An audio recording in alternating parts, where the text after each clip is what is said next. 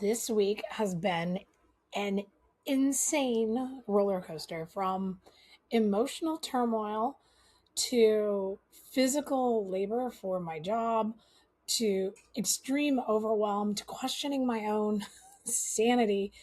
Um, it's been like I'm living in a foreign body, like it's not even mine. I went over to a friend's house, for example, and she has four dogs whom I know, and I sat on her couch for the better part of 2 hours and couldn't remember one of the dog's names, who I love dearly. Couldn't remember his name. Racking my brain, it's gone. And I wasn't going to ask her. And she's older than me. And so she knows. And I couldn't do it. Wasn't going to ask. The insanity of losing my words is humbling and can be so frustrating. And some days it seems vastly worse than others. And I hate it. I just hate it. That is what has been happening the most for me. That and my highs and my lows. And I saw my nurse practitioner last week and she wanted to give me an antidepressant, but warned me that it could make it worse for 10 days. Well, quite frankly, I don't have time for worse. And I don't think my family wants to deal with the worst. So I'm here today to talk to you about mood symptoms and the 82 symptoms of perimenopause that I have learned about and discuss them so that maybe you too will at least feel affirmed in knowing that you're not alone and that, I don't know, losing words, hot flashes, cold flashes, etc., that you're experiencing may not be that you are falling apart and dying, but however, that you are in a phase of perimenopause or menopause. The name is perimenopause for me, and that's why I'm here. I'm Stacy, Sam Lenae.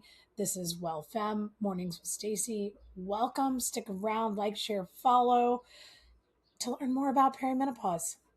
So I pulled out a bunch of books from the library, all the new up and coming perimenopause books, and started going through them to see how many perimenopause symptoms that I could come up with that were different. Because I knew that the 34 that are typically talked about and the number one that is typically talked about, which is hot flashes, I knew that wasn't going to be all of it. And I was shocked when I came up with 82 different documented perimenopause symptoms out of 5 books.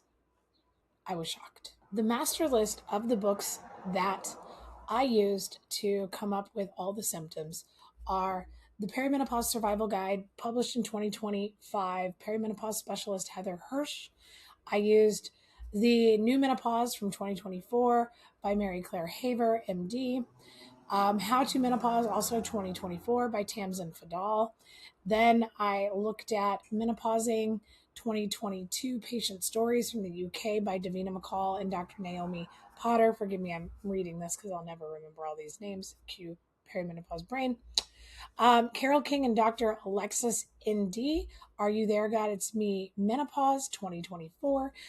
And then so far, my absolute favorite book, Going Menopostal by Amy Alkon. Yeah, I think I said that right. Which is really about more like menopause, but I learned so much from that book. And this was the book that got me started. This was the book that got me pissed and got me educated, and started going down the rabbit hole of understanding my body and why things were going on, etc.